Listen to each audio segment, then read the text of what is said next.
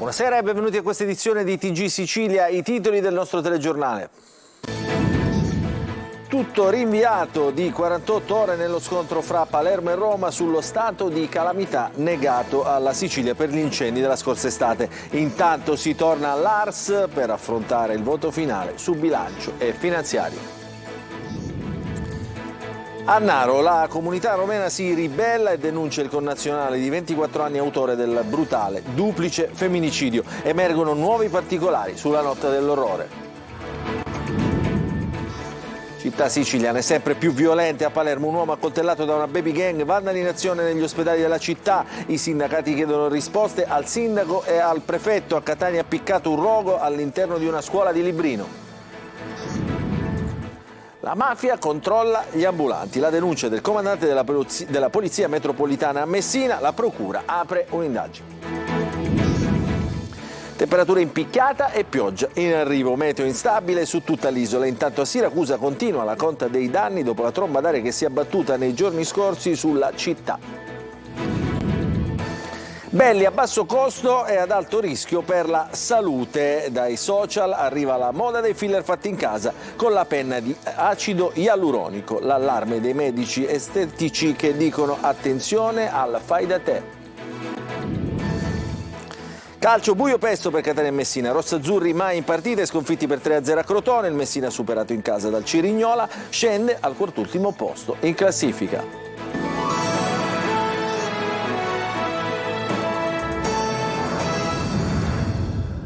Apriamo con la politica, il nostro telegiornale di questa sera, tutto rinviato di 48 ore nello scontro tra Palermo e Roma sullo stato di calamità negato alla Sicilia per gli incendi del luglio scorso. Intanto si torna all'ARS per affrontare il voto finale su bilancio e finanziaria. Le tensioni politiche convincono i partiti a dividere in tre la norma per evitare intoppi. Il servizio è di Maglio Viola. Mercoledì 10 gennaio potrebbe essere questa la data che può rappresentare il punto di svolta per risolvere il contenzioso nato fra Palermo e Roma dopo il no dello Stato alla calamità naturale alla Sicilia per gli incendi del luglio scorso. A Palazzo d'Orleans a Palermo si è tenuto un incontro tra il presidente della regione Renato Schifani e diverse altre istituzioni, a cui ha preso parte anche una delegazione dei rappresentanti delle vittime dei roghi di quest'estate in Sicilia, mentre era in corso un sit-in davanti Piazza Indipendenza. In piazza c'era anche chi ha perso la casa, chi ha perso il padre o un altro familiare, i fedeli che sono orfani delle spoglie di San Benedetto il Moro. Per tutti la voce è una sola: gli scontri politici non possono pagarli le vittime di questa tragedia. Per affrontare di persona questo scontro che si è aperto fra il governatore Schifani e il ministro ed ex presidente della regione Nello Musumeci, l'appuntamento dunque è fissato per dopodomani. Intanto il tema è stato sospeso in sede di giunta regionale. Prima è utile aspettare gli incontri, anche perché oggi è il giorno del ritorno all'ARS e la maggioranza deve affrontare la sfida del voto finale alla legge finanziaria, un passaggio essenziale per lo sblocco della spesa pubblica in tempi normali, superando i ritardi degli anni scorsi. Tecnicamente, per evitare intoppi, la legge è stata divisa in tre. Il bilancio viene votato da solo e su quello non ci sono problemi. Agevole anche il voto finale sulla finanziaria, una trentina di articoli che dettano le regole per la spesa del 2024. Infine c'è il maxi emendamento che diventa una legge finanziaria bis a parte, sulla quale potrebbero registrarsi distinguo. La norma è arrivata solo oggi e quindi potrebbe impantanarsi nelle sabbie mobili dell'analisi. Per questo la finanziaria a parte appare come una garanzia per mandare intanto in Gazzetta Ufficiale le norme essenziali per sbloccare la spesa. È morto a Catania a 61 anni Beppe Spampinato. È stato assessore regionale al lavoro della Giunta Lombardo, deputato all'Assemblea regionale siciliana, eletto vicepresidente provinciale del CONI e capo di gabinetto del Comune di Catania con la Giunta. Bianco, alla famiglia, le condoglianze. Adesso ci spostiamo a Naro. Si è al balzo della facoltà di non rispondere il romeno accusato di avere massacrato due donne infierendo sui loro corpi e dando fuoco ad uno dei cadaveri. Una furia bestiale, nessuna copertura da parte della comunità che al contrario ha denunciato agli investigatori. Lorena Dolci. Ha fatto scena muta davanti al magistrato in videocollegamento dal carcere di Gela, dove detenuto si è avvalso di nuovo della facoltà di non rispondere Omar Edgar Nedelkov, il rumeno di 24 anni accusato di aver ucciso 2 donne, Delia Zarnisco e Maria Rus, 54 e 58 anni, trucidate nelle loro abitazioni a Naro, nell'Agrigentino, solo per avere rifiutato i suoi approcci. Un duplice feroce femminicidio. Il GIP dovrà decidere sulla convalida del fermo. Dopo la furia bestiale, il silenzio. Un massacro di una violenza inaudita, hanno scritto i magistrati, che grazie ai filmati di videosorveglianza e alle tante testimonianze hanno ricostruito i 2 atti di quella notte di orrore. L'autopsia ha confermato la brutalità dell'aggressione, lesioni plurime e colpi ripetuti. La stessa madre del rumeno ha raccontato che il figlio si è cambiato i vestiti sporchi di sangue. La fidanzata e il barista hanno smentito il suo alibi. L'amico cinquantenne con cui era a cena a casa di Delia ha chiamato i carabinieri. Tutto comincia da quella cena innaffiata di alcol. Omar molesta la padrona di casa, che non esita a mettere 2 uomini alla porta. L'amico torna a casa, lui si dirige invece dall'altra donna. Maria, ignara, gli apre la porta, viene uccisa, forse violentata, infine bruciata. Poi l'assassino esce di casa. Lui, con i pantaloni ancora slacciati, controlla dalla finestra le fiamme, ma non gli basta. Torna infatti da Delia, con una spallata sfonda la porta e infierisce sulla seconda vittima, usando di tutto, anche un televisore. Oggi i vigili del fuoco sono tornati nella casa della donna bruciata. Non hanno trovato innesco o traccia di liquidi infiammabili. Mercoledì arriveranno i RIS. Il giorno dei funerali sarà lutto cittadino. In attesa che vengano restituite le salme delle 2 donne, vengano stabilite le date o la data dei funerali, quando sarà lutto cittadino, il sindaco di Naro, Maria Grazia Brandara, ha deciso che venerdì alle 17 ci sarà un momento di raccoglimento e commemorazione in piazza Cesare Battisti, davanti alla chiesa di Sant'Erasmo, a conclusione della marcia dei 200 passi fra via Vinci e vicolo Avena, dove sono avvenuti i 2 omicidi. Alla marcia potrebbe prendere parte anche il console della Romania, che è stato invitato stamane dal sindaco. Adesso a Palermo ospedali vandalizzati, aggressioni, furti nei reparti dei nosocomi. Ancora episodi inquietanti dopo il danneggiamento di un reparto all'ospedale Villa Sofia. Oggi è stato preso di mira anche l'ospedale civico, rubati portafogli al personale sanitario e altri danni appunto alla struttura. Ce ne parla Marco Gulla. Ancora ospedali palermitani nel mirino dei malviventi. Se ieri vi avevamo raccontato il raid a Villa Sofia con il reparto di radiologia totalmente devastato da un uomo che aveva danneggiato anche la nuova TAC, oggi ad essere preso di mira c'è l'ospedale civico. I ladri sono entrati negli spogliatoi del reparto di chirurgia, i sanitari hanno trovato gli armadietti forzati, sono stati rubati alcuni portafogli. Sono in corso le indagini per risalire agli autori del nuovo raid vandalico ai danni di un reparto dell'ospedale. Nei giorni scorsi furti anche al policlinico e ancora una volta il reparto di oncologia del civico. Intanto sarebbero un ragazzo di 14 anni e un altro di 15 i minori indagati per l'aggressione e il ferimento di un uomo di 31 anni, ieri sempre a Palermo in via Alete. La vittima è stata colpita dopo che ha tentato di sventare il furto della sua bicicletta. Gli agenti di polizia sarebbero risaliti agli autori grazie ad alcuni testimoni e al racconto della stessa vittima. Segnali di sofferenza di una città che sta attraversando un periodo decisamente delicato, così proprio per questo la CGIL Palermo ha chiesto un incontro urgente al sindaco Roberto Lagalla, perché la città è in situazione di estrema sofferenza. A premere per un confronto è il segretario generale Mario Ridulfo, che elenca una per una in una lettera inviata anche a tutti i consiglieri comunali, agli assessori e al prefetto, le criticità, le disfunzioni, i nodi principali di Palermo.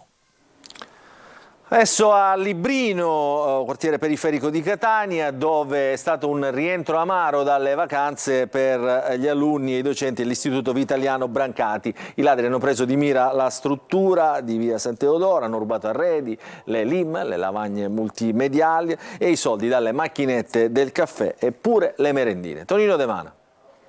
Aule e corridoi danneggiati, apparecchiature rubate, LIM e monitor staccati dai muri, faldoni dati alle fiamme. Rientro da incubo all'istituto comprensivo Vitaliano Brancati di Librino, dove purtroppo i vandali non sono andati in vacanza, anzi hanno sfruttato i giorni di chiusura per compiere l'ennesima azione indegna. Amara sorpresa per gli operatori scolastici, cui non è rimasto altro che avvisare i carabinieri. Niente lezioni quindi, e sopralluogo dei militari dell'Arma alla ricerca di elementi utili alle indagini. Sul posto anche il sindaco Trantino, l'assessore all'istruzione Guzzardi e funzionari di ASP ed ARPA. Secondo i primi accertamenti, i malviventi sono entrati in azione da un ingresso laterale, lo vedete, probabilmente utilizzando un piede di porco per scardinare la porta in ferro. Una volta entrati hanno messo a soqquadro tutto senza risparmiare nulla. Devastati gli arredi scolastici con libri, quadernoni e l'occorrente didattico sparsi per terra.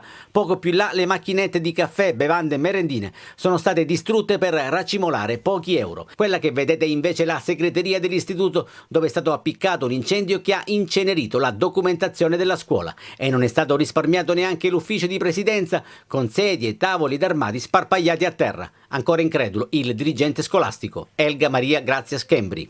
Abbiamo trovato la scuola vandalizzata e hanno portato via tante LIM, computer, gli armadi tutti scardinati. È una lotta contro il tempo per cercare di riaprirla almeno domani, ma è possibile? E speriamo, insomma, se non domani, dopodomani al massimo. Certo, non possiamo tenerla chiusa a lungo. Preside, la battaglia per la legalità passa anche dalla scuola, però questi episodi non aiutano. No, non aiutano sicuramente. Sulla vicenda indagano i carabinieri della stazione di Librino e della compagnia Fontana Rossa di Catania.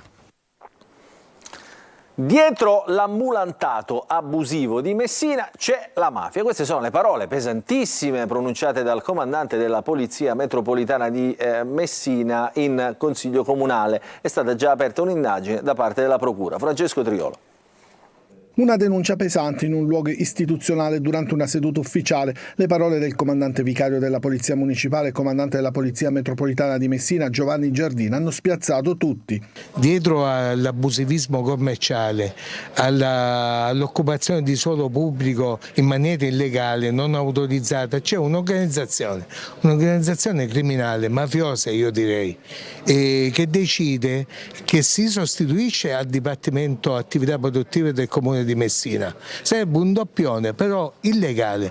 L'ufficiale non ha voluto aggiungere tanto altro per via di un'indagine già aperta sull'argomento dalla Procura della Repubblica, ma occorre ricordare come proprio il comandante Giardina fu aggredito brutalmente lo scorso 19 ottobre da 2 ambulanti e fu costretto al ricovero in ospedale. I 2, padre e figlio, sono stati arrestati, ma l'inchiesta sta cercando di scoperchiare il sistema dell'ambulantato abusivo in tutte le zone della città di Messina. Decide l'occupazione, decide l'importo perché c'è un pagamento dietro, decide questi ambulanti dove si devono rifornire di frutta, verdura, ortaggi e quant'altro. È assodato, perché se andiamo a vedere dove sono stato aggredito io, via Salandra, la Farina, adesso che quei signori purtroppo sono agli arresti, non si è messo più nessuno. Si potrà mettere solo qualcuno quando la famosa organizzazione deciderà di collocare qualcuno lì. Dirà l'organizzazione: no, quelli non ci sono più, mettiamo questi altri. Adesso parliamo del meteo, perché dopo il weekend segnato dal forte maltempo la Sicilia si prepara a un'altra ondata di pioggia, vento e freddo. Arriverà anche la neve a quote più alte, e intanto a Siracusa si continua a fare la conta dei danni dopo la tromba d'aria dell'Epifania che ha investito la città. La Procura ha aperto un'inchiesta. Francesco Aloi. Il sole fa vai e vieni, la Sicilia in questi giorni è segnata dal maltempo e non è ancora finita. Instabilità sarà la parola chiave della settimana. Con frequenti spunti piovosi, se non anche a carattere di rovescio temporale fino a venerdì.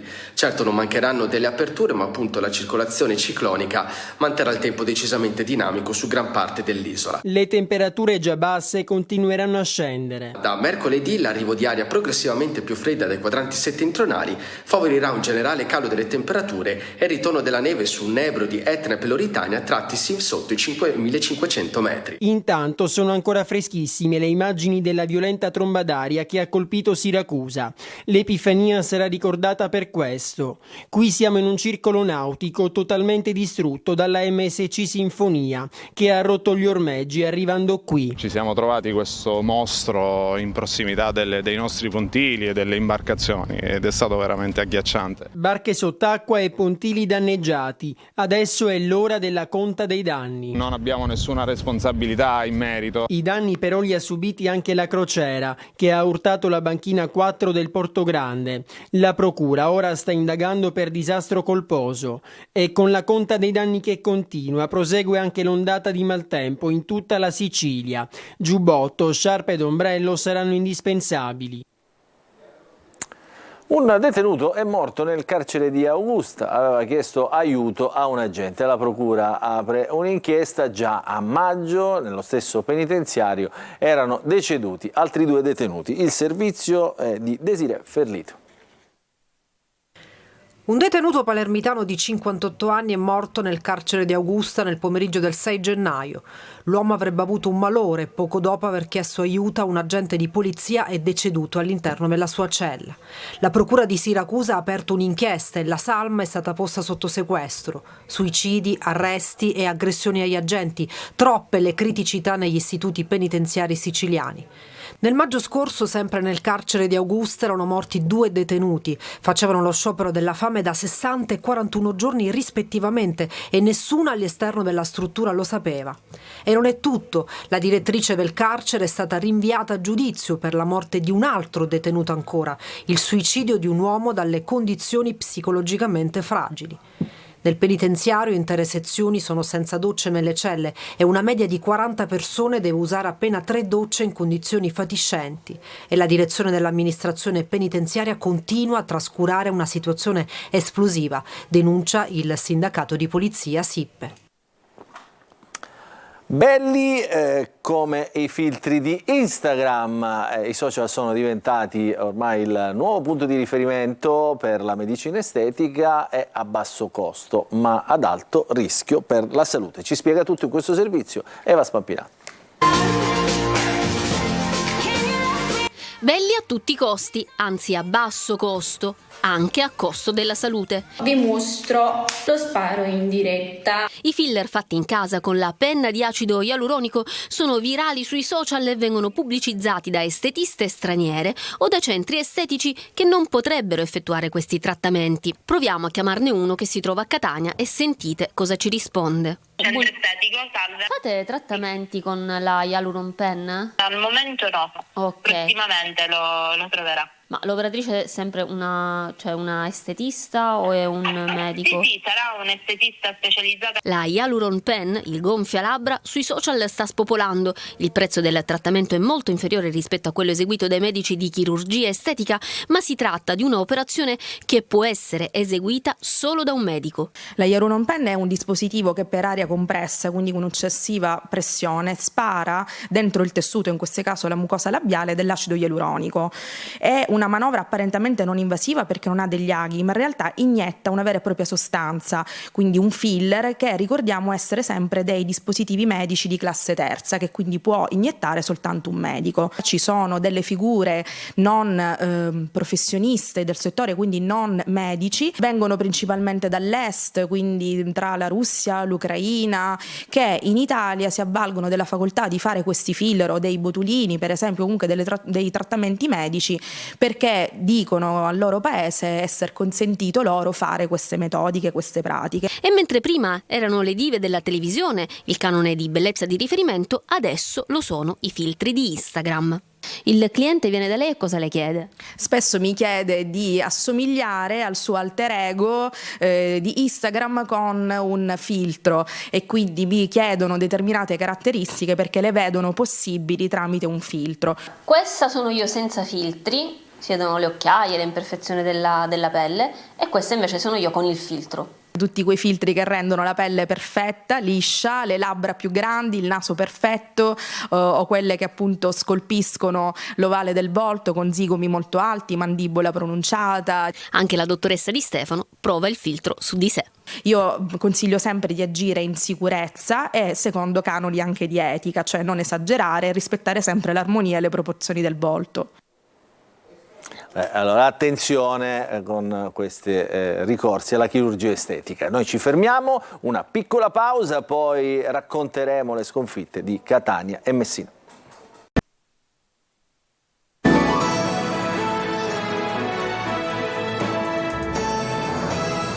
Trovati nella seconda parte del nostro TG Sicilia, parliamo di calcio. Il Catania comincia male il 2004, sconfitta netta a Crotone con i calabresi che si impongono per 3-0. Marco Carli. Continuità questa sconosciuta, dalla vittoria netta, seppur agevolata dall'avversario di Benevento, alla sconfitta pesante di Crotone. In mezzo le festività natalizie e il mercato che porta volti nuovi, ma non può nel breve volgere di una partita cambiare le tendenze. Il Catania mostra tutti i suoi conosciuti limiti, scarsa circolazione della palla, errori evitabili e poca concretezza davanti. Il Crotone si mostra squadra di caratura superiore nonostante l'assenza di Tumminello. I calabresi vanno in vantaggio con Giron che sfrutta il tocco di Petriccione su calcio piazzato, spedisce un tracciante sotto la traversa. Posizione della barriera più che rivedibile, così come il riflesso di Betters, anche se il tiro comunque centrale è molto forte.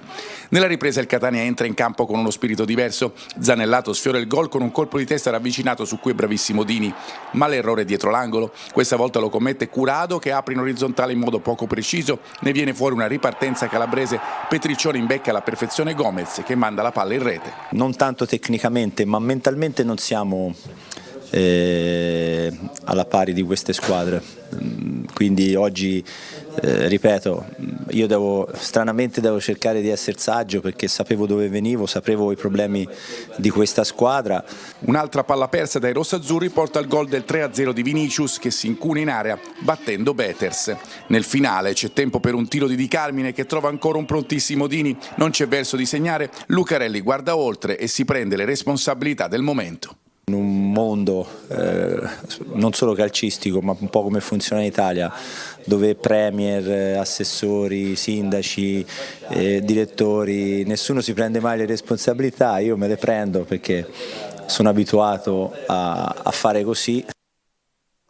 Adesso parliamo del Messina, si è fermata a 4 giornate la serie utile dei giallorossi sconfitti in casa dall'Audace Cerignola. Domenica prossima il Messina sarà impegnato in trasferta a Caserta, il servizio è di Sergio Colosi.